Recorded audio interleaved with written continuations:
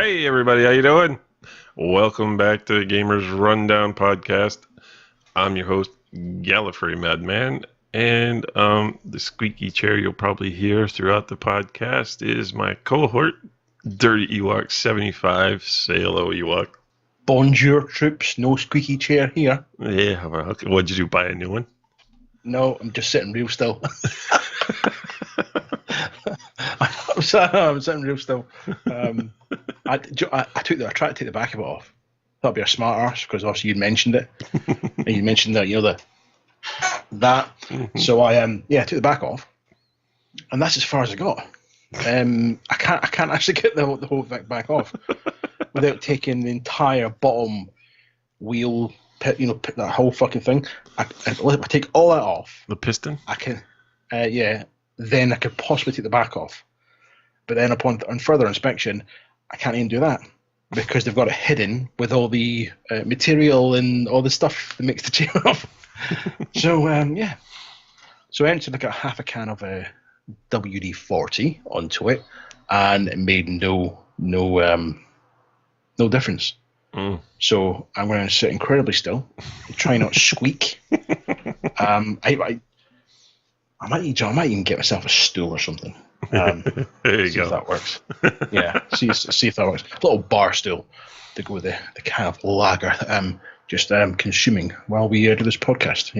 Ultimate refreshment and all. There you go. So, did you do anything interesting this past weekend?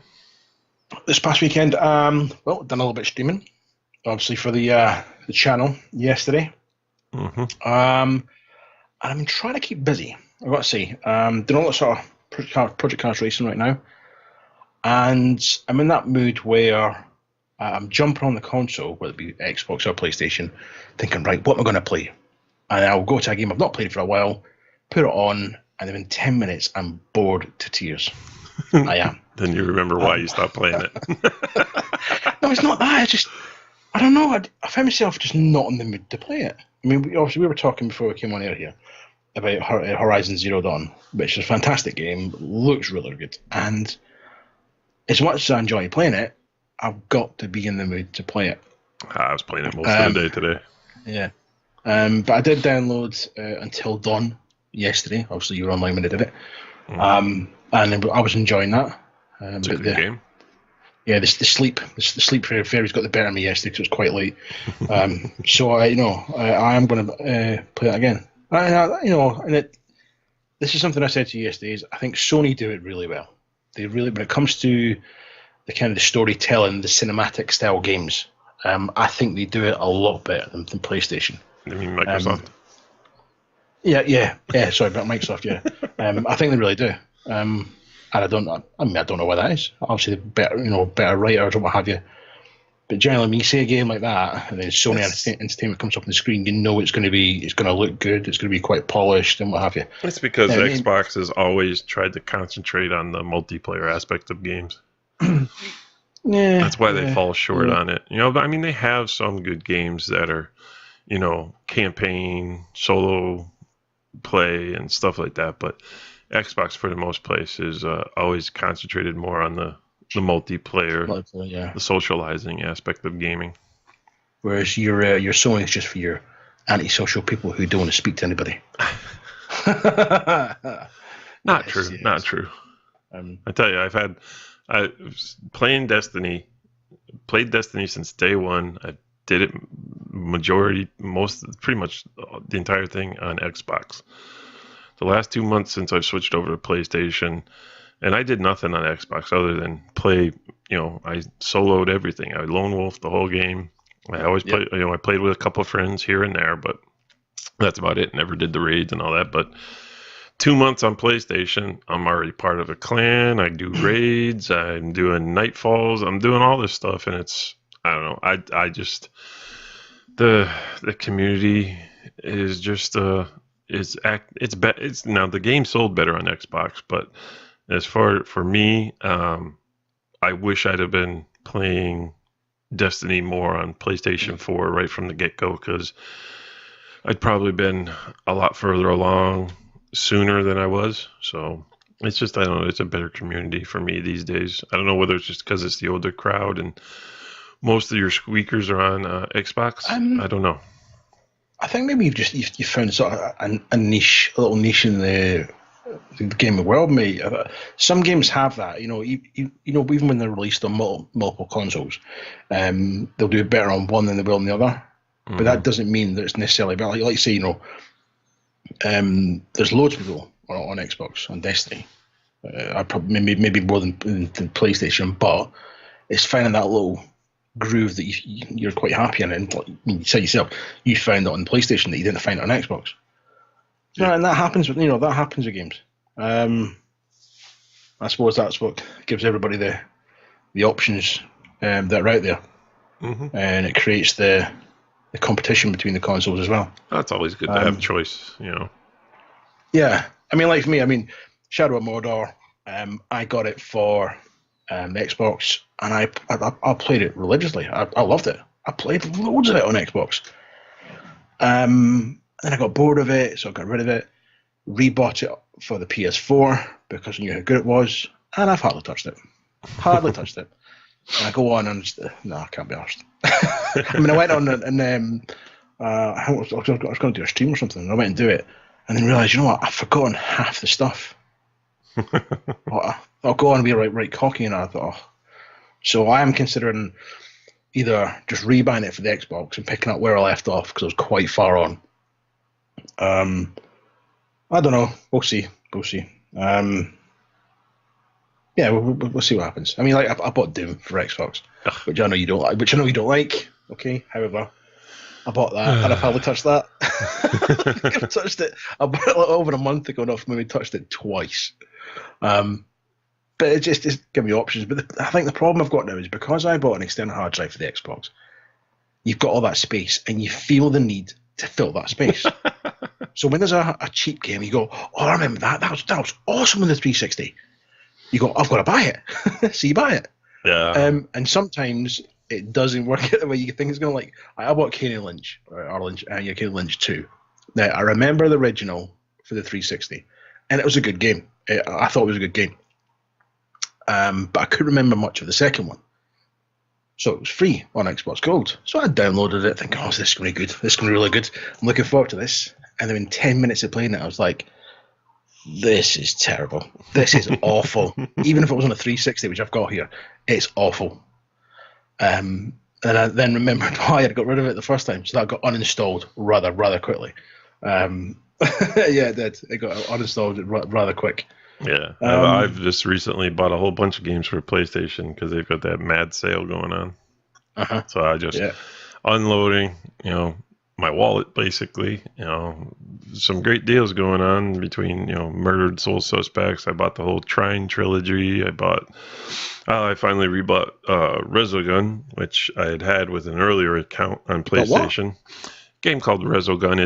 It's very very similar to the game Defender back in the 80s in the arcades that my generation played. Very similar to that. It's just that they had all these games are under $5 or for under $8. It was just boom boom boom boom boom. I just kept buying them. I mean, I haven't bought an external hard drive for the PlayStation yet. Neither have I. But the PlayStation Pro has a 1 terabyte hard drive, so I don't know that I need one, to be honest with you, because I predominantly play Xbox on a PlayStation, but I do play the PlayStation. But then I think, do I fill a hard drive on PlayStation? But then I look at the titles out there, I'm thinking, you know what, I don't think there's enough titles out there for me to fill it. You know what I mean? That's because you're very particular on your gaming. You don't like most good games. I do like good games, just different to you. No, I'd say, you're a hardcore niche gamer, I would say. Not a niche gamer. I do gaming. I like gaming on all kinds of games. Yeah, there's games that fit into really small little pockets of the kind of gaming style that you like, that aren't kind of mainstream gaming, if you like the little fantasy ones and stuff. And that that's just that's not me. I don't think I've got a game type though. I mean, I do play pretty much. I won't do things like your Resident Evils or like your Elder Scrolls, Oblivion, all that Witcher. I just can't be bothered with that sort of stuff. Yeah, see, you don't like good games. Do you know what? No, it's not that. I mean, it's like Far Cry, I think, is a perfect example. I probably had every Far Cry going. But then Far Cry 3, I didn't keep. I maybe had that maybe a week. Because I don't like the fact you got going, plants and building pouches. That bothered me.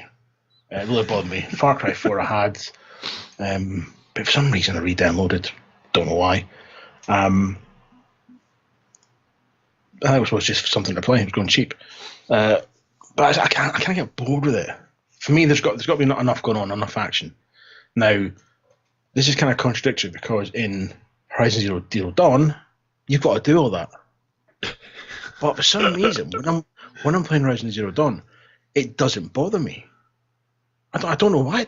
Maybe it's just the style of the game, or the way the game handles and the way the game looks and the story. It doesn't seem to faze me. I don't get bored building pouches and cutting down plants and stuff. That really doesn't. It could be the way that the game's laid out, the feel of the game, but in the later Far Cry's, I remember the first Far Cry's. Dude climbs up on a boat and he's stuck in an island. I remember the very first one, and it just looked beautiful, lovely, And then you had Far Cry Predator and stuff. But there's one game, and I really hope it's a game. Now they probably won't do it, but it's a game I would like to see remastered with all the little glitches fixed, and that's Far Cry 2. Because for me, that's probably one of the better ones. I don't know. Are you aware of this? Are you aware of Far Cry 2? No. Far Cry 2, they took a break from being with, the sunshine and the ocean and all the islands and all the monsters and stuff, where you were dropped into the middle of a civil war in Africa. So you're on the plains and what have you, and there's rebels and what have you. And there's one part of the game which a lot of gamers they didn't like it. They thought it was a bit of a pain in the arse. And the fact was you were battling malaria the whole time with the game. So as well as doing all the other stuff, you're constantly on the lookout for meds, tracking down the doctor, and making sure you were fit and healthy to actually play the game. And I like that. That was good. It was interesting. Other things like you pick up weapons, and if it wasn't a weapon that you bought at the armory, the little shacks that were dotted about, then it wasn't reliable. So you could go into a gunfight, get through one magazine, and you'd have a jam, or it'd backfire on you, and you'd be struggling for weapons. And I really liked it. And it was a 360 game, and for a 360 game, it looked beautiful. It looked really, really good. So that actually gives me an idea. Oh yeah, what's that? Yeah. Well, since getting my 4K telly, I've never turned my 360 on. I wonder how it would look. That'd be interesting. I don't know.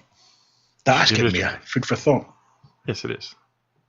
Yeah, that could definitely give me food for thought. I might have a wee look at that. That'd be interesting. Yes. Yeah. No, all I did this weekend. Now we'll get back on topic. Well, you asked me, mate. We don't really have a topic for this week. I went to see the new Spider-Man movie, and how is it? Fantastic, best Spider-Man movie. You have to see it. Is this Spider-Man? What's it called? Homecoming. Yeah, he looks a lot shorter than the previous one. Well, he's 15 years old. Oh, is this a prequel then? Is it? No, it's not a prequel. It's the new Spider-Man. It's a reboot. But the nice thing about this one is that yes, they brought him back to high school. He's 15 years old, all this stuff. But they didn't rehash the whole origin story. They didn't rehash the Uncle Ben. They didn't rehash getting bit by the spider. So all this stuff. It's a completely brand new story then. It's a new direction for the story. A lot of people are having the problem with the fact that Yes, Doesn't stick he's to the got his comics. powers. He creates his web fluid and all this stuff, but it's Tony Stark that supplies him with the outfit, and it's of Yeah, course no, all yeah, I saw him in the computerized. trailer. Yeah, I saw Tony Stark in the trailer. That's when I Well, noticed it. he 'Cause- actually got the outfit in Civil War. He first appeared in Civil War, the Captain America Civil War movie. So that's where he was introduced. But a lot of people are having a problem with the fact that now that um, that he got his suit from Michael Keaton. He didn't do all of this stuff himself, and I'm not Michael Keaton. Tony Stark. Michael Keaton, of course, played the Vulture, which Michael Keaton was fantastic as the Vulture. He was just a fantastic character. He was just He's an awesome actor, though. yes, yes. He, But he needs to come back in some big movie, get his career back on track. well, that's what he's doing. He did that. Yeah, He's the Vulture now, so he'll be amazing. Of course, he's the way they leave things in Marvel. He'll definitely be back. Other people are having a lot of problems with the new direction of the story, so it's getting mixed reviews, more good than bad. But there are those faithful comic book Spider-Man fans that are just they hate it. Well, you're going to get that, though, aren't you? Yeah, now they've changed up. Again, they've brought in another love interest to it, which of course now she's left, and then they're introducing MJ. But of course, the Michael person Jackson? they have playing MJ is Zendaya, of course, from the Disney Channel and all that stuff. And most of the harsh criticism they're getting is the fact that MJ is a white girl with red hair. She's not a black girl, and it's just like, oh, really?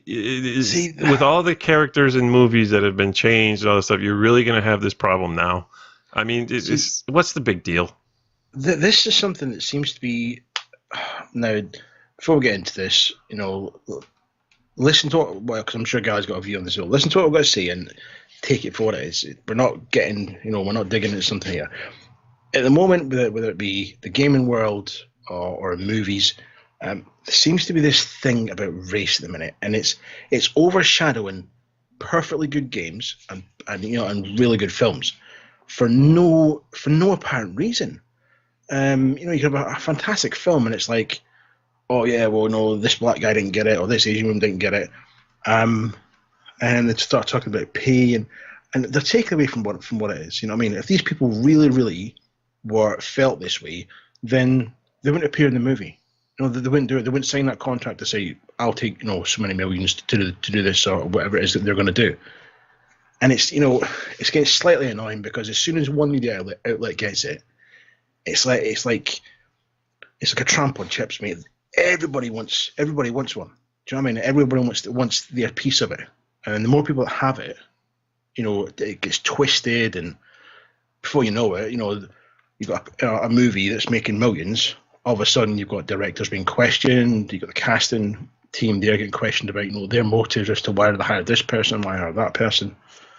And I think it's such a shame. You really need to sort of back off it and just accept the fact that just because, like you said yourself, right, this movie is going a completely different way. It's not staying true to the comics, which obviously the hardcore fans are obviously up in arms about. But it's just a movie. They're not saying it's, sticking to the comic. And well, you got to remember, there's also they're taking advantage of making changes because there's other changes they have to make. They're creating a whole Marvel universe here, and everything is building up to the next Avengers movie, which is, of course, bringing in the major bad guy Thanos. Now, the problem they have with having to do changes and make changes things and do things different than the comic books is because Marvel does not have the rights to most of the important characters to the story in the comic book. Okay, they can't bring the X-Men in because the who is it? 20th Century Fox won't allow Marvel to use the X-Men. Sony just redid this deal with them because Sony realized, hey, you know what? We really suck at making Spider-Man movies. We haven't done a good one yet. So, you know what, Marvel? You're pretty good at making movies about your characters. Why don't you make the Spider-Man movie for us? We're going to keep 100% of the profits and not give you any money from it, but why don't you go ahead and write it for us? So Marvel did that, but Marvel struck a deal. It's like, okay, fine, we'll write the movie, we'll do the whole movie for you. You get all the money from the movie, but we get all the marketing rights. So anything with toys and it's all that other stuff, Marvel gets all that money. Egg cups and lunch boxes and underwear all for the marketing. Middle-aged men. So so it's like it's good, and that's probably why we finally got a good one when it came to Spider-Man, because they've been so bad. Now I think the Amazing Spider-Man, the first one Andrew Garfield did, I thought that one was okay. It was much better than the crap Tobey Maguire did. But when it came to the Amazing Spider-Man 2, with Jamie Foxx's Electro and all that stuff, the movie just went off the rails, and it was bad. It was so bad. I mean, it wasn't as bad as Spider-Man 3 bad, but it was bad. And it's just like, do you not think that in some cases, right, what is in print? So let's say a book, a comic, a novel, whatever. It doesn't always cross over onto the big screen well. And do you think maybe this is why they're going in a completely brand new direction, because they've maybe not exhausted all aspects of what they can do using the comics, but maybe they're trying to just bring it out from you got a lot to do with The Walking Dead has a lot to play with that role too, because if you're a Walking Dead fan and you're somebody who's read the comic books and you're also one who likes to watch the show, you realize they are two completely different stories. It's based on. They have the same. They have most of the same characters, but they don't do things the way they did in the comic book. People who die in the comic books aren't necessarily the ones who are dying in the TV show, or the ones who are doing certain things in the comic book aren't the ones doing it in the show. So they're redoing it in a different way on the TV show, and it works for them, and people like it. It's great to have both ways going. And this is, like I said, because Marvel can't use some of its most important characters for the whole Thanos story, they had to come up with this new direction. But to be sitting there and get mad because they don't have a white girl with red hair playing MJ is just yes, I understand MJ is iconic as Spider-Man's girlfriend, soon to be wife, and her red hair is very iconic, but get over it. Changes happen. And yes, and I understand where other people are coming from when it comes to the whole social justice warrior thing that you were talking about. Yes, it is getting out of hand in certain places, but this really did not encompass the whole social justice warrior thing. It didn't. It was just a good story. It was fun. You laughed throughout the thing because it was that witty Spider-Man humor, that was really missing from. Because I don't know, it's just when Tobey Maguire tried to be funny in the first three movies, it was just, it didn't strike with me. It just, oh God, I just wanted him to shut up. Stick with Seabiscuit and stay the fuck out of Spider-Man, For people who are like big fans of the comics and stuff, you kind of paint a picture of who you think should play that character. Yeah, they do. And we're kind of drifting off, and it was built, for me, I suppose example of that is Jack Reacher. Massive Jack Reacher fan. You don't have a shrimp like Tom Cruise play him, right? Books by Lee Child, British author. And Jack Reacher is 6 foot, stocky, dark hair, stubble, military police, American military police. And then when it goes to screen, it's Tom Cruise.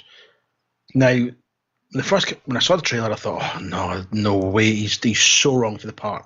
Now, the weird thing for me is after reading the books and then seeing the films, he actually does it well, but like physically, he's not Jack Reacher. But the way in which he plays the character is Jack Reacher. Yeah, he has that. He can act the character. He's just not the physical presence of the character. I know he spent some time with Lee Child when he was getting the rights for the film and what have you. But it's just a shame that he doesn't have that physical appearance, because that just, the film for me, the film would be perfect if he had that. The films are sort of 99.9% there. But it's not gaming, but that's when you think of Jack Reacher, you think of somebody like Hugh Jackman. No. No, it's I'm thinking Russell Crowe. No. Cross between Russell Crowe and I can't remember this guy's name. All I remember, he was in a program called Grey's Anatomy, and there was a Patrick Dempsey. No. He played the guy who Izzy fell in love with, and I can't remember his bloody name. I don't know whether it's more disturbing the fact that you know characters from Grey's Anatomy. All right, Gerard Butler. That kind of a Gerard Butler. Yeah, Gerard Butler. It's not Gerard. It's Gerard. His name is Gerard. Gerard Butler. Gerard Butler. Okay, this comes down to the English again. You speak American, I'll speak English. So Gerard Butler, kind of. At least you know who rules your country. Oh, yeah. Notice he said he's speaking English, not Scottish. I like the fact that you go into select, what you're doing, computers or whatever. You get options, and it's English or English UK. American. Oh, we get English or English UK over here. Yeah. It should just say English or what the Yanks say, and then you're going to be like English or what the Pommies say. So what it should say. Right, we're going to come back to gaming here. We've kind of gone off on a little tangent there. All right, but anyway, so I brought up the Spider-Man because, yes, it's a great movie, but because of that, we also have to look forward to next year the new Spider-Man game, and that is looking fantastic, and I think I'm actually interested in it. I am. See, I don't do superhero games. I don't. That's because most of them are really bad, and Batman Arkham series is the only ones that have ever really been good. Oh, see, yes and no for the Batman. I'm not. I was going to get the last one, and I watched so many reviews about the Batmobile becoming a tank. If it wasn't for Batman, you ripped it apart. If it wasn't for the Batman Arkham series, you would not have had Shadow of Mordor. So. As good as it was, because they used the fight mechanics from Batman. Batman remade fight mechanics when it came to the games because Batman's fight mechanics were so good and they were so revolutionary. Oh. Well, we touched on this last time, didn't we, about the big huge combo and stuff. Mm-hmm. Right. So, games. Xbox One. Right, has announced that they are going to bring to all the owners game gifting. Now, take this with a grain of salt, people. Xbox have announced it. Doesn't mean they're actually going to release it. It's coming soon, right? Now, their idea behind it is basically, unlike game sharing, where one person has the game and you share accounts and what have you, you've basically take a game that you've got and digitally transfer it to somebody else. Yep. Licenses and all. Now, the details of how this is going to happen obviously hasn't come out because it's just been announced. I'm sure there'll be some security. So, I bet you there's going to be some. There's going to be some technicalities. You remember when Xbox One first came out or was coming out, and they was all pissed off about how the Xbox One was going to work with people being able to play games in your library as far as the original way of game sharing and all that stuff. Yeah. But then, for people to do that, or to sell a game, somebody had to actually be on your friends list for more than 30 days. I guarantee, I'm not going to guarantee, but I can almost feel like that's something they're going to put into this. You're not just going to be able to give it to just anybody. Well, I don't see why not. I mean, put a restriction on Microsoft. Why put a restriction on who you give the game to?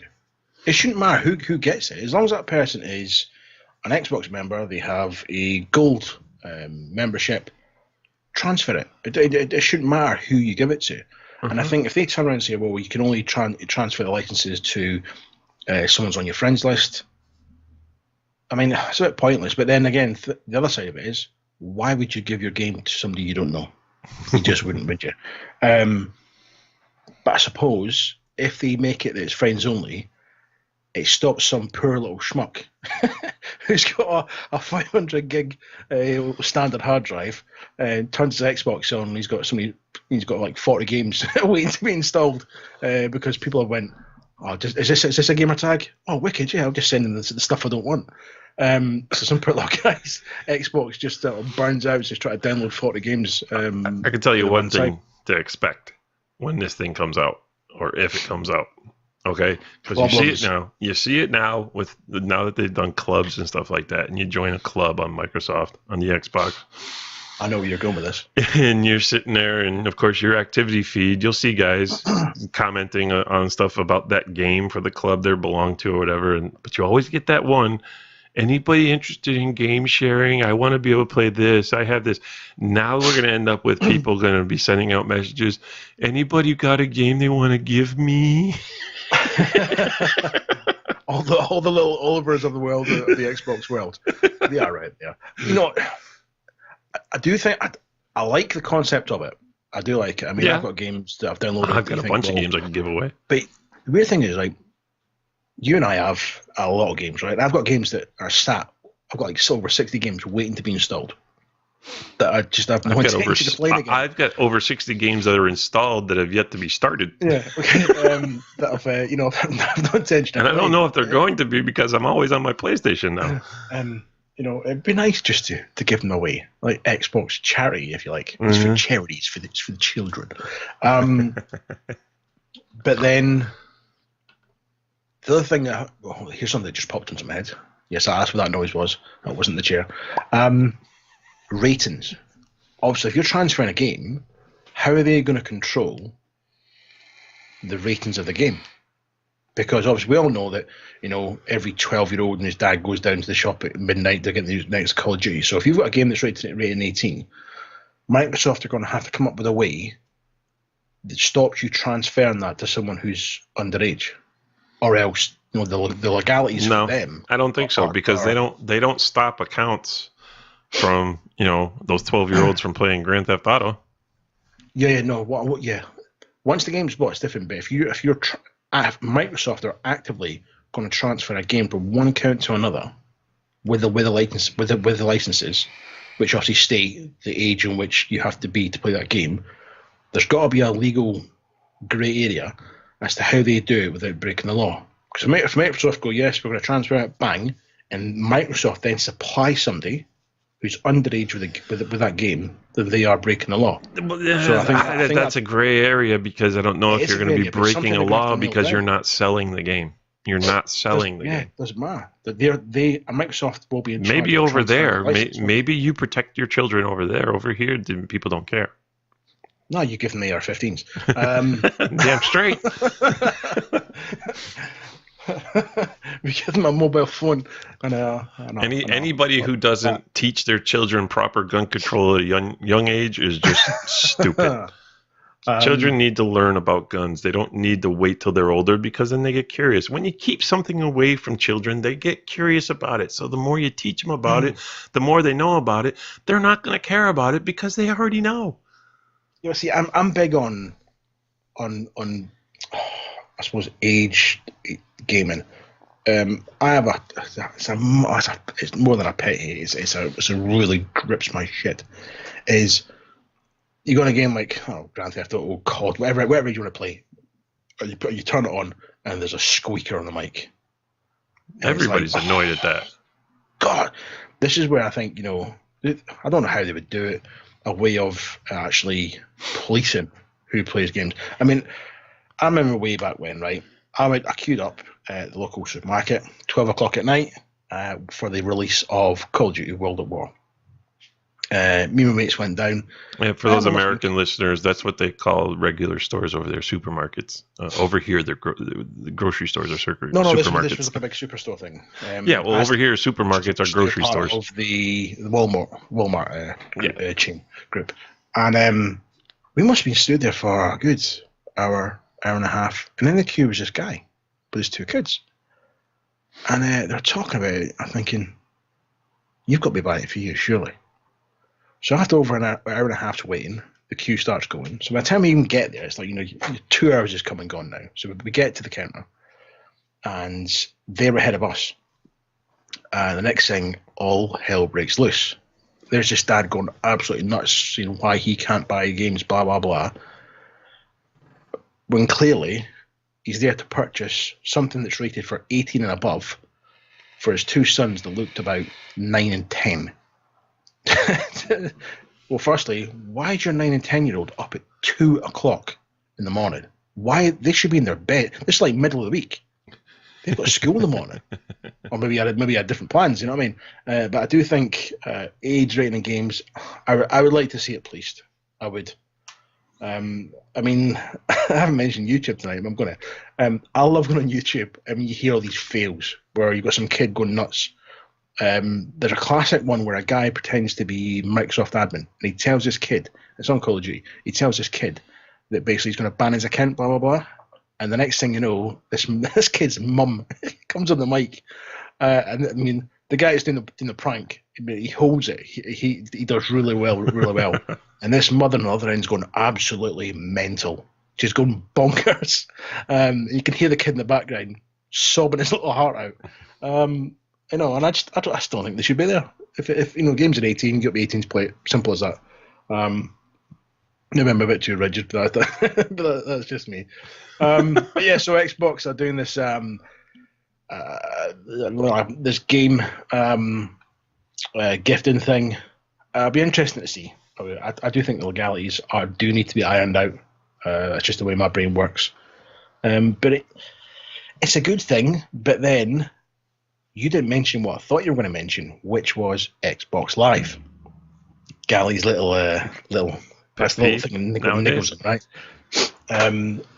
How the hell are the Xbox Live servers going to deal when everybody across the planet then starts sending licenses for games? I mean, obviously, license is only a couple megabytes of information. It's done with, over with. That's not going to be. You're not sending the game. You're just sending the license, which is no different than sending an email. There's not going to be an issue. Already, stressed, suffers horrendously. It won't cause any issues. Like I said, all you're doing is granting the license, and that's going to be nothing. I know that. But there'll be some sort of mini download or whatever. But I think Xbox Live may melt on the day release this, because everybody's going with the bullshit they're going with it, Mike. On day one, everyone's going to go send, and Xbox is just going to crash. Xbox Live be down for like 48 hours because everybody on day one just try to get rid of everything that they don't need. So there we go. That's what's happening on the old game gifting from our friends over at Xbox One, Microsoft. Yeah. I don't know. It's just, they said, take it with a grain of salt. Just because Microsoft announces it doesn't mean that they're actually going to come through with it. I was always one of Xbox and Microsoft's biggest supporters for a long time, but they've done me dirty, and I have a hard time. They've done you dirty. I have a hard time giving a shit about them anymore. It left me to fend all by myself. No, they've just done a lot to ruin that whole network. It's just, I don't know. It's just, it's not the same. It's not the same network it was on 360. It's just, there's so much garbage on it now. That's just, I mean, now you don't even know whether you get on every day. You don't know whether your party's going to work. You don't know, whether your friends list is going to work. It's just, and especially now with the Xbox app on the computer, half the time that's always crashing or not working. Yeah. It's never very accurate, is it? No, it's just like Gally was on Arc the other day. Gally doesn't own Arc. Xbox told me it was on Arc. I thought it was amazing. It was just because the people you were in the party with were on Arc. Yeah. Gally finds it hard to talk about Xbox Live. It's still kind of raw. So we give him big hugs when he needs it. It ruined Xbox Live ruined a lot of good racing. Because when we used to race, we'd get in the party, and we thought it was awesome that, yes, PlayStation still needs to up their party. They're still limited to 8. Hell yeah, 8, but it's stable. Yes, but stable. Exactly. It's dependable. Your party's going to work. Microsoft first increased theirs to 12, and now they're up to 16. And 12 was all right, but when they went to 16, something went wrong because the party system on Xbox Live is just not as reliable as it used to be now. And when we thought this is great because now we can have more people on track, because we didn't like racing with people who couldn't communicate. And it's just, but because it wasn't always dependable, and game chat just, I don't know, game chat on Microsoft just sucks. I used to think it was the game. It's Microsoft, because I've played the same game on game chat on PlayStation, and the game chat works just fine. Yeah. Microsoft services the servers, they're so stretched. I mean, one thing I think that should happen, and I think that, I would imagine they probably looked at this, right, is big games. For example, Project Cars, okay? For a game like that, where 16 people on a grid, so expect 60 people in a party, Xbox, or to say Microsoft, should not be allowing big games to use their servers. If you've got a big game, right, you should have dedicated servers. It should be a given that you have to have dedicated servers, instead of having to rely on the platform on which your game has been released to provide your servers to run your game on. And this is where Project Cars has so many issues, and where you can get everybody in party, everything's going really well, you launch the game, you're 4 seconds off the grid, and you could lose 2-3 players out of the party and even more off the grid, because the Xbox services can't handle the workload that they're being made to do. The other bad thing is we used to get it all the time, especially in Forza. If one person has a weak signal or a bad connection in the party, and it causes other people to have bad connections, and or you can't get into the party. It's not as stable as it used to be. It's nowhere near as good as it used to be. And the fact that they just keep coming out with more and more crap to increase the network instead of fixing the problems that there are. It's just serious investment to fix it. Here's another problem. A lot of people are like, oh, well, Microsoft has all these servers. They have over 300,000 servers, blah, blah, blah. They are not physical servers, people. They are, most of it is Azure servers, which is a program. Okay, they're not actual physical servers. So take it from there.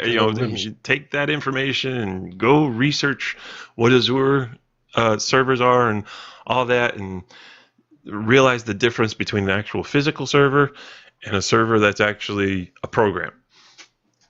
It's like a proxy. So it's not the same as having an actual physical server to run your to dedicate things. Yes, Microsoft does more dedication, but because these people, we're not doing the peer-to-peer stuff like was very common when it came to PlayStation 3 and Xbox 360. Yes, most of your things like Call of Duties and stuff like that, they were peer-to-peer. Now that most everybody's using the dedicated servers through Microsoft, that's where part of the problem is because you're not actually getting a dedicated server. You're basically getting a software program to act as your server. And this is where we're having our issues. It's like getting on a bus and there's only one Wi-Fi and everybody's using it. Do you know what I mean? It's so overloaded. I mean, let's look at the release of Project Cars 2 that's come out, right? 16 on a grid. PlayStation, which Gally said, and I was talking about it just the other day actually to Sunday, was they max out at 8 players in a party. Now, what use is that if you've got 16 friends wanting to race on track at the same time? 2 parties. Well, 2 parties doesn't work. Anyone that does sim racing, you'll understand that you need communication on track. That's right, for passing and whatever, for any reason, you need communication. So to have it split into 2 parties, it defeats the whole object of you guys jumping in a race together. So this is where I do believe Microsoft, they need to up the party. That's a given. Sony needs to up their party. 8 is no use. The games these days, how big games are, it's no use. If they can manage a stable 8, they can surely manage a stable 12, and then work their way up. Learn from where Microsoft went wrong on that. Microsoft needs to stop games bombing the servers. So there you go. You want to launch your game on a console? That's fine. We'll happily have your game on a console, but you have to have a dedicated server. You're not using our servers.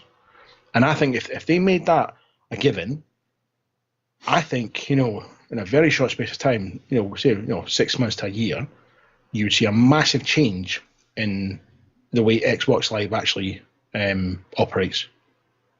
Your lag issues, your crashing. I think we'd maybe see not the end of it, but most of it for the better would look a lot better, because it's like I don't know. It's all right. I've got a backpack. I can carry 50 Ks. No worries at all. Yeah, what I'm going to do is I'm going to put 100K. I want you to jog instead of run. You're putting way too much pressure on it, and it needs to change. It does need to change. So Microsoft and Sony, if you're listening, sort your shit out. There we go. There you go. It's officially come from me. The furry one has spoken. Says get it done. I don't know, but anyway, so that's enough about that. But I sent you a copy of this. Yes, you did. Article, and I saw this the other day, and I was just like, really, the video game industry is under attack once again, but this time it has a different angle on it. It's fake. I don't care what it says. It's fake. It's fake news. Right? Fake news. That's very popular over here in America, though. National Bureau of Economic Research. I know, it's fake news. I'm surprised it's not on CNN. I don't know. It doesn't seem real. Basically, you have, and if you're one of these people who's always reading these articles or seeing these posts about these studies, this is about American men, by the way. Yeah, it's a study about people, men in America. But all these studies are ridiculous, and it's ridiculous how much money these studies seem to get to run these ridiculous things. They get government funding, don't they? But this one comes from the National Bureau of Economic Research. Okay. And basically what they're coming out with is the fact that video games are the reason why men are working fewer hours in America. Okay. Now, I'm the one in America, so I'll tell you what. Do you think maybe the fact that men are working fewer hours in here is because, or in this country, is because A, there's not as many jobs as there used to be, B, because of Obamacare, people aren't being granted as many hours to keep the freaking hours down in the company, so that way the people don't have to supply them with insurances and all this stuff. There are so many other things that contribute to why men, I mean, even women are working fewer hours in this country. And it's not because, and then they give up some stupid idea that, oh, well, you know what? It might be because video games are graphically better nowadays than they were 15 years ago. No shit, Sherlock. I mean, right? So the figures they've got, right? What they've basically said, right, is that according to them, American men aged between 21 and 30 were working 203 fewer hours a year in 2015 than they were in 2000. And this is compared to the 163 fewer hours worked by American men aged 31 to 55. Okay. This is set to determine the reason for the additional 39 hours. This is what they're trying to find. Now, I don't think it's got anything to do with gaming. I mean, the gaming world has changed. It's taken a massive shift. You go back, say, 15 years, right? It was the younger generation that were playing, for the majority. But the way gaming is developed, and it's such a it's a £1 billion industry now. It's ridiculous how much money. There's more money gets spent on games than movies these days, and sometimes you can tell that by watching the movie. And it's big business because you've got the big top stars on the planet, all these movie stars involved in games, whether it's a voiceover, a likeness, whatever it is. So you've got a lot of older people gaming now. I'm 41. Gally's we can't discuss Gally's age. I'm only a few years older than you, for legal reasons. 51. So I am not 51. I never said that. It's what I heard you. It just seems a bit of a bogus thing, and I don't know. It just seems like one of these. I am not mal-aged. It just seems a bit odd. It really, really does. I don't know. I don't know what to believe in this. You know, the sites. I've seen this site before. If it's something, even if it being released by IGN, I probably still wouldn't believe it. It seems to be a bit of a page filler. If it's true, well, hey, it's true. You know what I mean? I mean, there's one thing I do like about this article, right? And where they get this timing, I have no idea.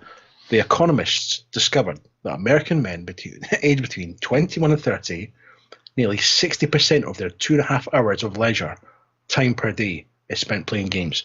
I know, 2.5 hours. Who gets only 2.5 hours besides, you know? If you're a PlayStation owner, right, 2.5 hours is probably about 10% of a game download. So, how many people do you know that jump on an Xbox or a PlayStation or a PC, right, and just do 2.5 hours? Well, no, here's my thing. This is where it doesn't fit. It doesn't fit, mate. They're saying, okay, 60% of their 2.3 hours of leisure time. Now, if this is coming from me, and I work normal hours, I work just over 40 hours a week. Okay, if you're only getting 2.3 hours of leisure time, you're working too much, in my opinion, because I'm sorry, I work over 40 hours a week. I get my weekends, plus I also get a good 6 hours at night before I have to go to bed to be up for work the next morning. So 2.3 hours, does that mean you're working over 12 hours a day? That tells me. Are there married to somebody who's really, really, really mean? I'm lucky. Okay, I can games mix the one. My wife buys me quite a lot of gaming stuff. So yeah, I'm one of the lucky ones. But yeah, I mean, that's like 21 hours a day, right? Let's say you're working 8 hours, okay? 21? So, where's the other 3? Right, okay. 2.5 hours, okay, right. Sleeping 8 hours, okay? Yeah, 8 hours. 8 hours is not common. I think the average is about 6. 6 or 7, right? So, add your working day. There's still so many hours left in the day.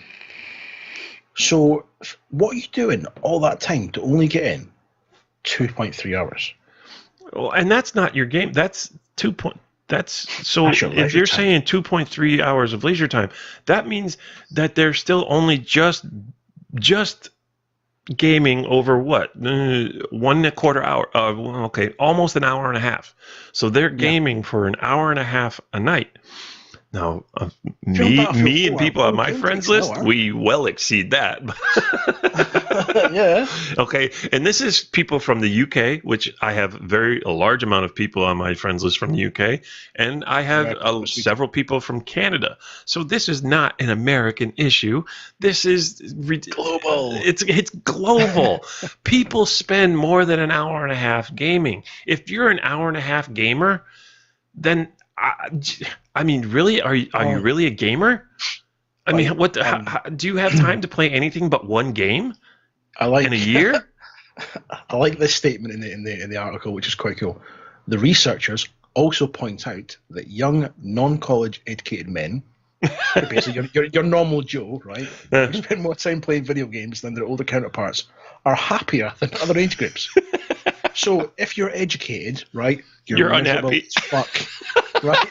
You're so goddamn miserable. How dare you get an education? Who do you think you are? They attribute their happier lifestyle to more time spent playing video games. Well, then you're telling me that I need to play video games to be happy. So why go and get a job? Why do I need to go out? Sit in front of the TV or play some games. But here's the clincher. Here's the clincher at the end of that paragraph. However, others have contended that the fact that younger people are happier may have less to do with video games and more to do with older people being generally unhappier with their lives. So they're saying the young generation is happier because the older ones are miserable. The young generation are happier because they don't have bills. They're not married. They don't have issues. Everything's done for them. Yeah. Right? I think it's a given that as you get older, you get more miserable. You have more responsibilities in life. Of course, you're more miserable. So the thing is, right, the source just says National Bureau of Economic. I wish there was an author. I wish there was editor of what have you, because it'd be great to send an email to the editor, whoever said this, and say, well, the article I'm reading is off of Game Rant, and the guy who wrote this article is Boston Blake. First of all, who names their kid Boston? Boston Blake. So yeah, maybe send him if you want to send somebody an email, it's bostonblake@gamerant.com, and let him know your views. Let him know what you think. Let him know is that really his email address? I don't know. Let him know if you don't know. Let him know if you're miserable or if you're happy. I'm sure he would love to hear from you. He really, really would. So yeah. Oh, cracking article. It makes me laugh because you're sitting there, you're trying to attack video, and of course it's a different type of attack on video games. It's not like the video games are violence attack. Video games attribute to mass shootings and all this other stuff, which is pretty morbid to begin with. PlayStation. I think that's what it is. It's like, it's people are violent because of video games. People are violent because of video games, because of movies. Yeah, really? Explain freaking the Civil War. Explain Attila the Hun. Explain all these freaking things long before electricity was even invented. Violence has been a part of the human race since the beginning of time. I do believe Hitler did own an Atari. I've heard that. Really? Wait a minute. I thought he owned it in television. That's why he was so angry. Yeah. Missed a few episodes of Big Brother and just lost it. No, why did they kick Trini out of the house? So yeah, it's all good. So National Economic Research, I don't know. It's just fake. I don't know. It's just. It's just something to waste money on. It's just ridiculous. Right, I like this. Right, this is kind of a disclaimer. Right, for me, this is like shining a massive light on bullshit. Right. In the end, the study offers an interesting topic of discussion, but likely needs additional studies to solidify the results. So based on what you're saying, you've just lied to me. That's what it is. That's their disclaimer. No. Basically, what you're telling me, this is our theory. It's a theory of a crack addict. There you go. I don't know. I got great amusement out of the article. If you ask me, though, it was quite amusing. Especially when you get to the last 3 paragraphs. That's where most of the amusement comes from. I had to read over it, right, but I didn't really find it funny until we started going over it. You kind of really look at it for what it is. And here's the thing: is also in the article they use MMOs and RPGs for the examples of video gaming. Specifically The Witcher 3 Wild Hunt, which of course they're saying set new standards in the gaming industry when it comes to RPGs. So because the games look so beautiful nowadays, people need to spend more time on them.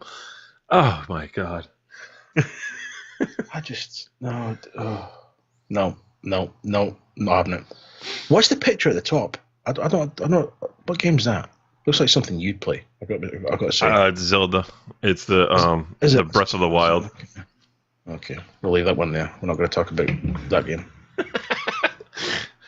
You know what? I don't mind them continuing with Zelda because they go different places with Zelda. It's the fucking Mario that I get tired of. It's the same shit.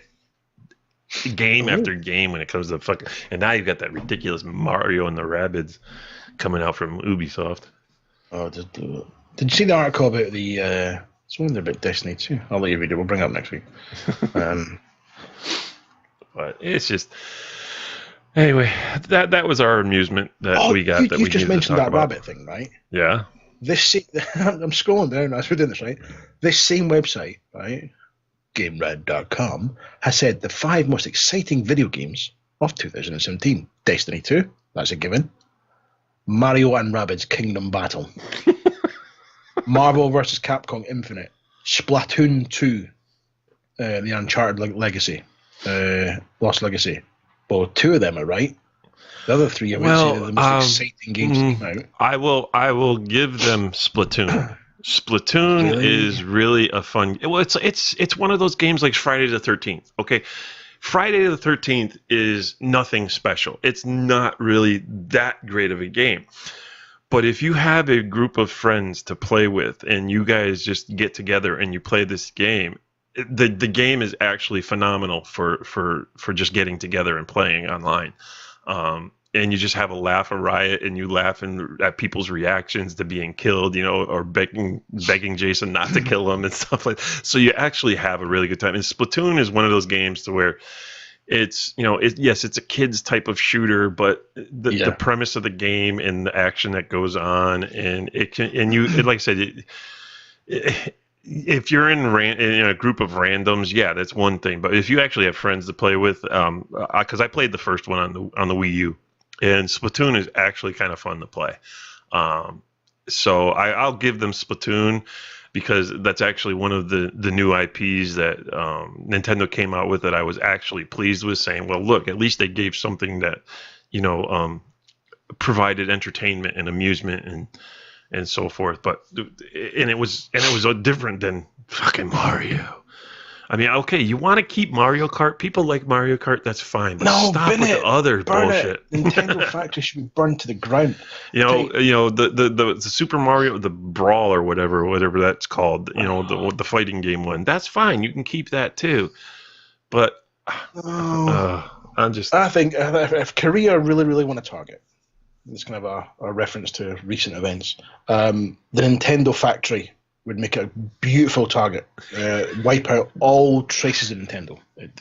No place in the market. We need to reenact the London Blitz on the Nintendo Factory. yeah, definitely.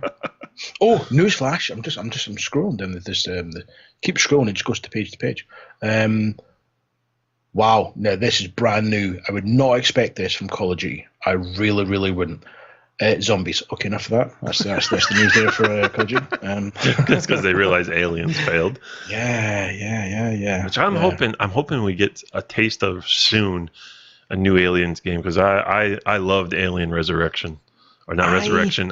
What the hell was it? Isolation. Isolation. There we go. Was it Isolation? Do you know what? Annihilation or Isolation, yeah. I download it again, but I find myself getting frustrated because I keep getting caught.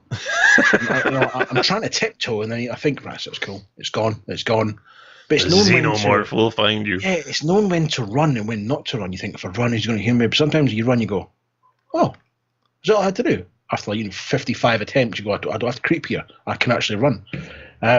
It's just knowing when to, and obviously when not to. Something I did come across there, maybe which will interest you. Apparently, the new Spider-Man game. I was just reading that. What game is Sunset City from? Is that a Grand Theft Auto thing? Sunset City? No, it's that spray painting skateboarding thingamabob. Oh, Sunset Overdrive. Okay, yeah. Yeah. Apparently, the Spider-Man city or your gaming area is going to be several times bigger than that. So if you are a gamer of Sunset Overdrive, you'll know how big the map is. Which was a fantastic game. And if for those of you who don't know, Sunset Overdrive 2, which is in development, is going to be released on PlayStation 4. So let's hope they can actually bring us the first one too, because that was actually a good game. But that's just a little piece of news. No longer exclusive on Xbox One, like everything else. But well, let's see. It says here, while map size is sure to be important for the majority of fans, it's worth pointing out that Batman: Arkham Asylum had a relatively small amount of explorable space for a game so well received. The highly anticipated Spider-Man is confirmed to be taking inspiration from Arkham games, though we'd say it certainly looks closer to Arkham City or Arkham Knight in terms of actual gameplay. So that's something to look forward to, because those were definitely two of the better maps. Arkham Knight probably not as well received as the other two. Even Arkham Origins. I liked Arkham Origins. Very good games. So let's So far, Spider-Man is looking really great. It looks like they've actually got some good mechanics going for it. Because the mechanics on the original game, on the other games, it was just too complicated, overcomplicated. The web swinging was just, it was just horrible.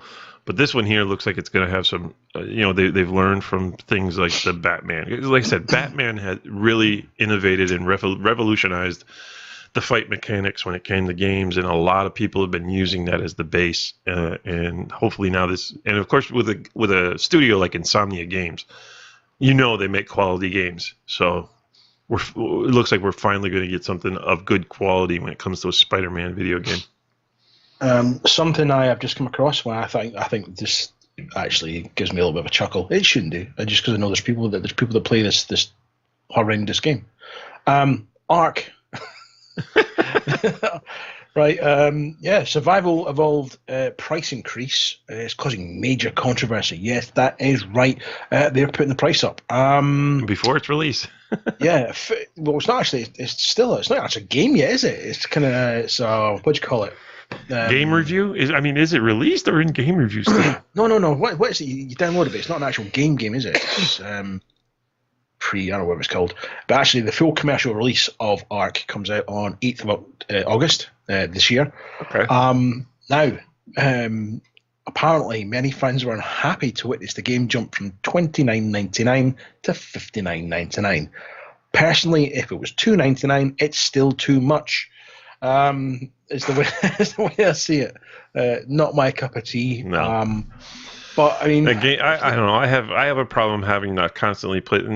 Destiny's similar, but not as bad. But when you have to have a game, or you need to play a game to where you have to constantly give it attention or lose everything you have, it's just like that's no. I don't have time for that bullshit. Used to get? What were they called? What was those things you had to feed and stuff? What those. Oh God, I didn't remember that. What was it? It was literally like a little. It was just a little box. Yeah. And you had to push buttons to feed it. You could push it to wash it. Push it to fucking bait. Make sure it waits. If anybody's listening knows that, leave us in the comments what that was, because we can't think of it. You got comments turned off, mate. No, I don't. Do you not have them back on? Never turned them off. What they're called? Yummy. Yamaguchis or something like that. That's it. Yes, Yamaguchis. That was it. Yeah. All right, never mind. You don't have to comment. We got it. Then we got the answer. It's a very, very weird. I understand it, but I don't understand the attraction to it. I know somebody who, not so recently, but somebody who was part of a big group playing it, had gone to bed, got up the next morning, and the camp that they'd spent weeks. I mean, so this was like on. I think it was almost 2 months. Yeah, every single day, right? And they were like hours and hours every single day building this camp to house their dinosaurs and their mad turtles and what have you. And literally overnight, another tribe came in while these people were asleep. They weren't on the console. In the real world, they were getting their heads down, getting some Zeds in. If they switched on the next day, they were wiped out. The entire camp had been wiped out. All their dinosaurs, their turtles, their snails, whatever it is on that game, were all dead. So all that work was gone. Yep. I'm thinking, and people want to pay for this. That's what I'm saying. You couldn't save it because the game's constantly live. Yeah. It's a constantly evolving game. And pick back up. The fact that you can go offline or switch your console off, and your data isn't safe when everything you've done. It should be right. Consoles off. That's it. You're in kind of a limbo mode, and nothing can affect you until you actually are live back in the game. But that's not the case. See that kind of was interesting, and it was a decent type of situation when the original State of Decay came out, the zombie game. That's why people don't go to work. That's why they're working fewer hours. They have to maintain their dinosaurs. That'll clip its toenails and stuff. Yeah. But when the original State of Decay came out on Xbox 360, that was a persistent environment as well, and literally, if you would stay at your fort or your encampment, whatever you want to call it, what that would constantly be needing to be stocked and supplied, and finding new members to join your groups. But you could literally not go play the game for a couple of days, and then you could sign on. And the same thing, your food stores had run dry. You need to restock up, or the character you were playing, he ended up dying in a zombie attack or whatever. So when you sign on to the game, you actually sign on to a different character. It's like, well, wait a minute, where's the guy I was playing? Why am I this chick? So here's an interesting one, a game you play. Friday the 13th has topped the digital PS4 game sales for June 2017. Yeah, it pipped everything else. Yeah, top of the like I said, if you have a group of friends to play with, Friday the 13th is quite entertaining. It's worth the purchase if you have friends to play with. If you're somebody who's just going to go out and play with randoms, I wouldn't say it's worth the money. Wait for it to go on sale. The top 10's actually, it's really odd. Obviously, Friday the 13th got the number one spot. Second spot went to Crash Bandicoot. Well, you know how many years people have been asking for a new Crash Bandicoot game? They just shouldn't. Shadow Mordor's in third, GTA 5's fourth, and the God of War is in the number 5. The other 5, which 2 of those are on mad sale. I mean, God of War 3, the remaster, is for $3.99 right now in PlayStation Store in America. And the other ones are the $3.99. Yeah, $3.99. Really? Yes. In America. In America. Well, that's what I paid for the Shadow of Mordor Game of the Year edition, was $3.99. Yeah. But here's another little quick one here I got here. For those of us who, we were talking about Horizon Zero Dawn earlier, and for those who are fans of it, it won an award. It won the award for Best Original Score at the Jerry Goldsmith Awards. So it is definitely already starting to win awards. And this is going to lead into my next question that I have for you, Ewok, and for anybody out there listening. So feel free to comment what your opinion is.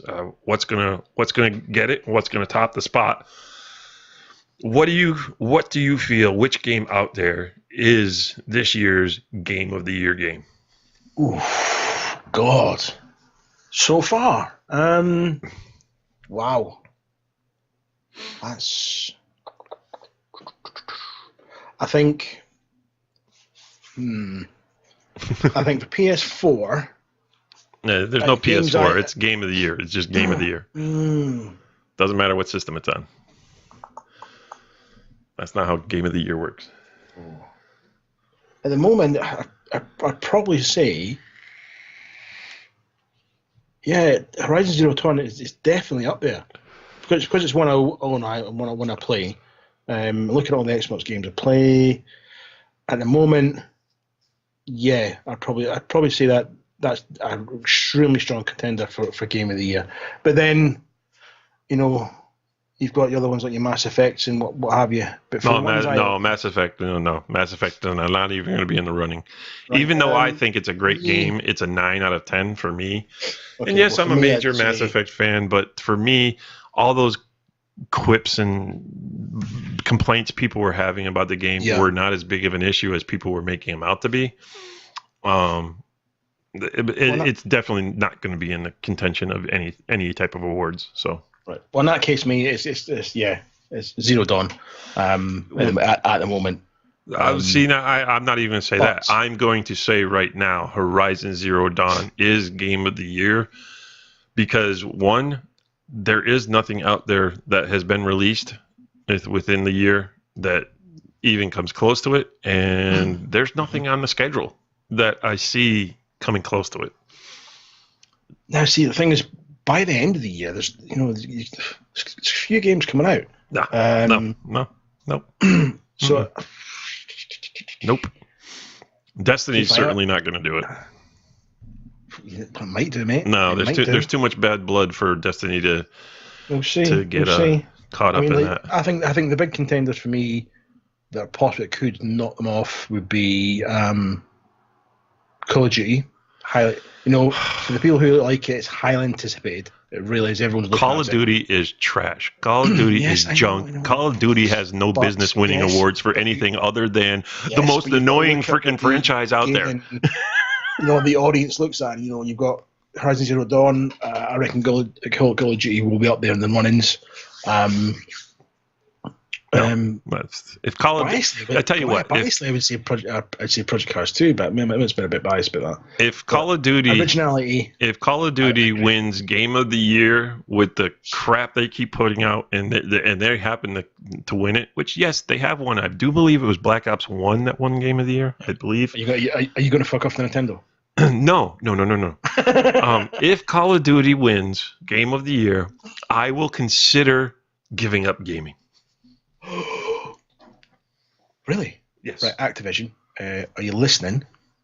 You could make my life so much more simple. You really could. So much more simple. Yeah, no, I agree with you. Horizon Zero Dawn. Horizon Zero. I don't see anything. I don't see anything coming out that even comes close to it. People who haven't got it, watch the trailers on YouTube. Get the best quality you can get it, and that still doesn't give you the quality you get when you're in the game. If you're lucky enough to have a 4K telly, me and Gary have. You got the PS4 Pro. You're not going to see the full potential of that game. Even with a normal PS4 and HK telly, it's fun. It's hard. And that has to do with now even the normal PS4s have HDR in them. Yeah, it's absolutely outstanding, and there's nothing out there, visually, that comes anywhere near close to where that is at the moment. And the gameplay is, there's something satisfying about. Well, I don't know. Wildlands comes pretty close.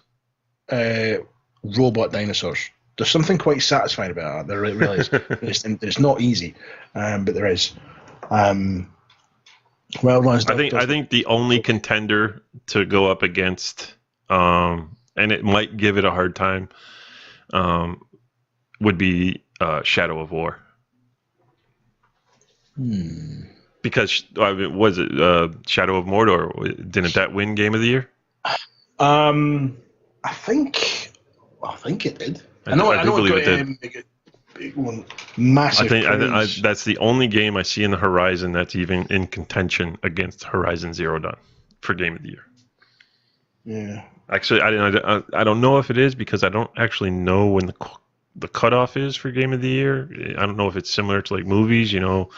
Movies, it's not January to December. That's just they do this weird thing. That just makes sense, wouldn't it? Go. Yeah. Okay. But yeah, I don't. That's probably the only game that I can see. That's the only other game I could, in my opinion, that even belongs in the running. Mm-hmm. Agreed, my friend. So, but other than that, that's our 2 cents. That's what we have to say about that. If you agree with us, cool. If you don't, hey, that's your right too. But we're not. What we say here is not. It's not fiction. It's fact. It's not fact. It's just our opinions. Everything you hear here is our opinions.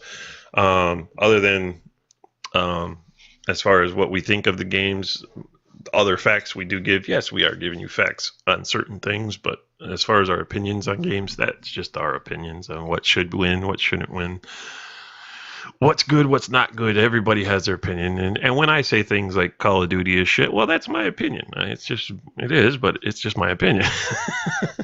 Feel free, get in the comments. Let us know how you feel. Yeah. Feel free to tell us I'm full of shit. That's fine. I don't have a problem if you tell me I'm full of shit. I welcome it. At least then I know people are listening.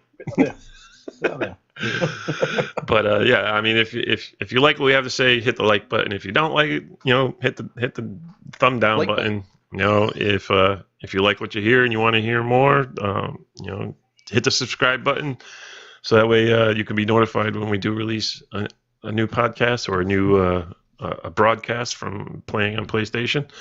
Other than that, let us know how you feel about what we talked about today. And that's pretty much it for today. We'll talk to you later. I'm Gallifrey Madman. See you later. Adios.